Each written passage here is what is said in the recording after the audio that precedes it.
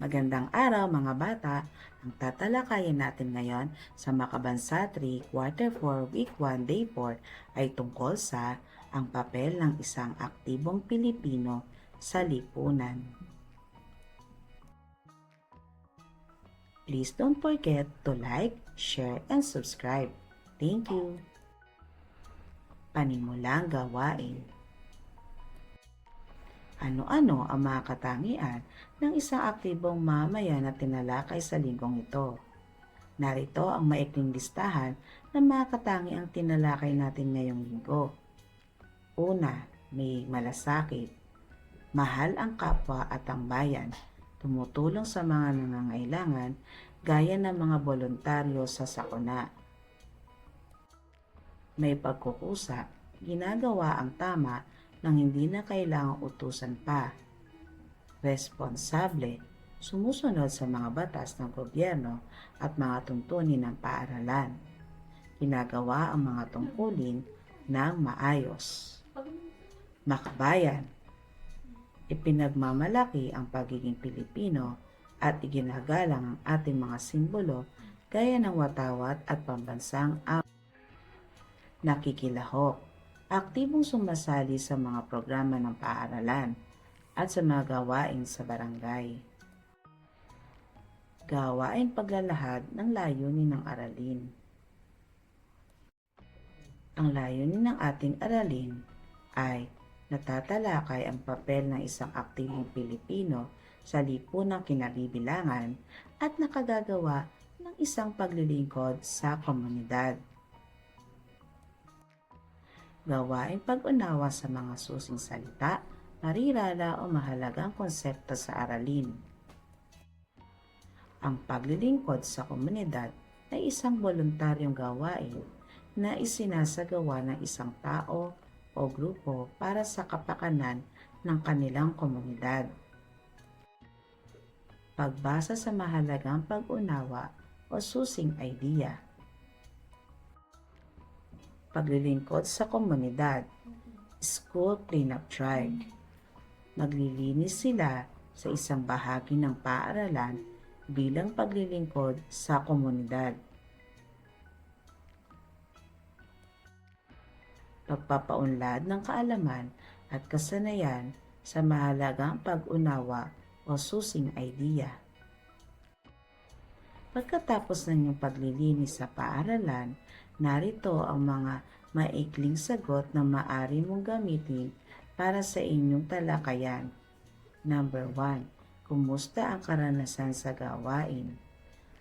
Posibleng tugon, masaya po ang karanasan dahil nakita ko na kapag nagtutulungan kaming magkaklase, mabilis natatapos ang trabaho. Masarap din po sa pakiramdam na makita ang aming paaralan na malinis, maayos at ligtas para sa lahat ng mag-aaral.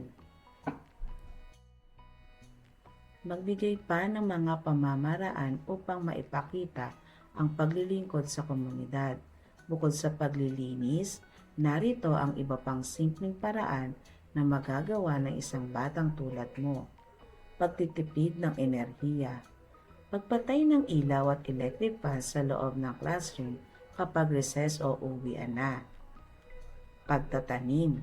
Pagsali sa pagtatanim ng mga gulay o halaman sa school garden o sa inyong barangay. Pagbabahagi ng gamit. Pagdodonate ng mga lumang libro o damit na maayos pa para sa mga bata sa komunidad na nangangailangan.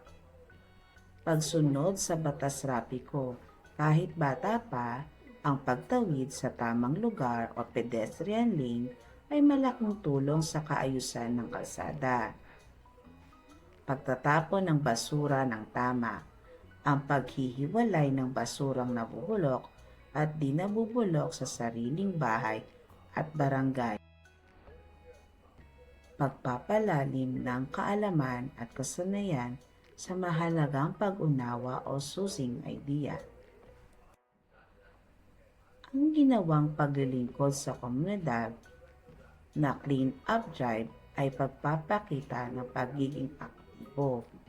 Pero ano ba ang papel na ginagampanan ng isang aktibong mamamayan sa kinabibilangan niyang komunidad. Ang isang aktibong Pilipino ay isang taong may malasakit sa kanyang kapwa at sa kanyang komunidad.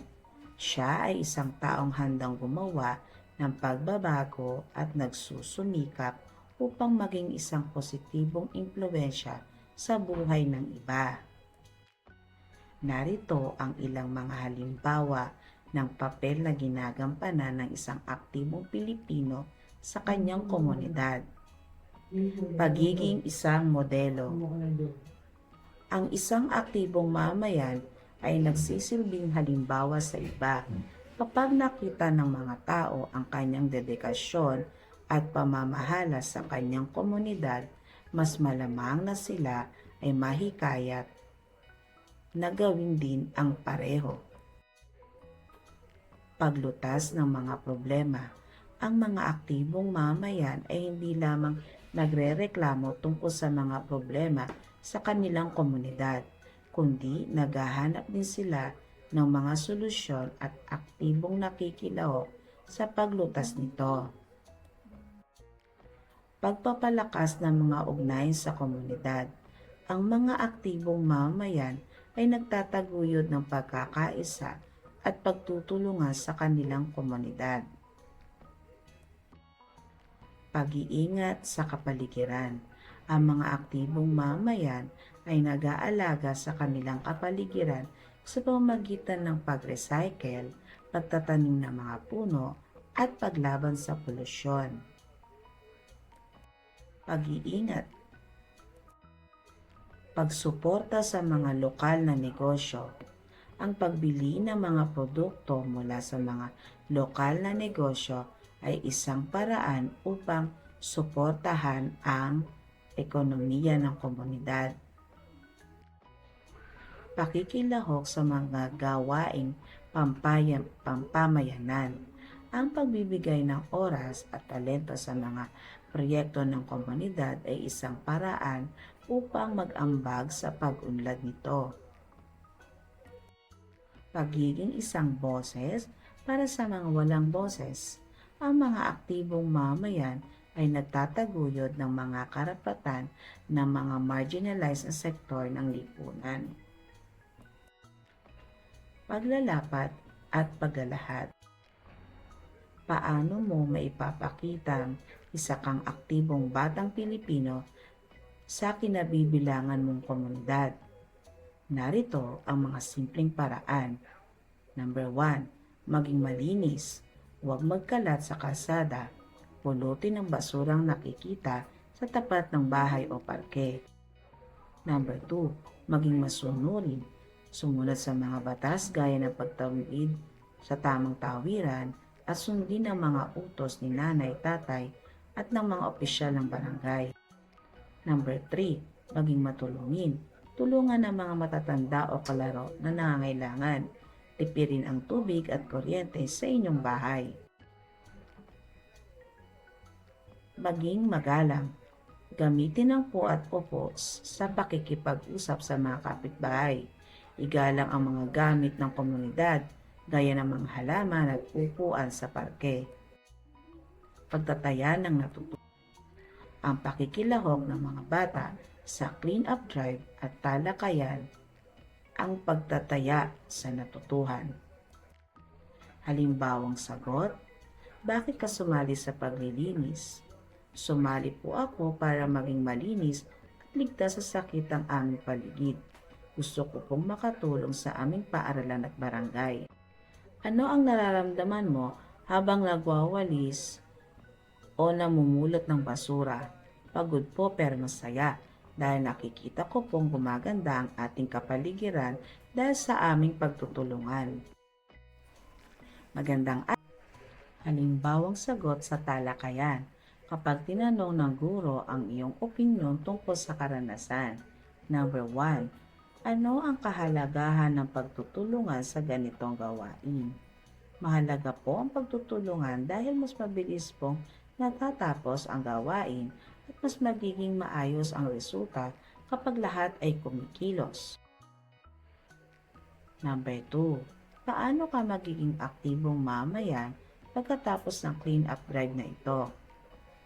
Maipakikita ko po ito sa pamamagitan ng hindi na pagkakalat at pagsasabi sa aking mga kaibigan na itapon ang kanilang basura sa tamang lugar. Ano ang pinakamahalagang aral na nakuha mo sa paglilinis?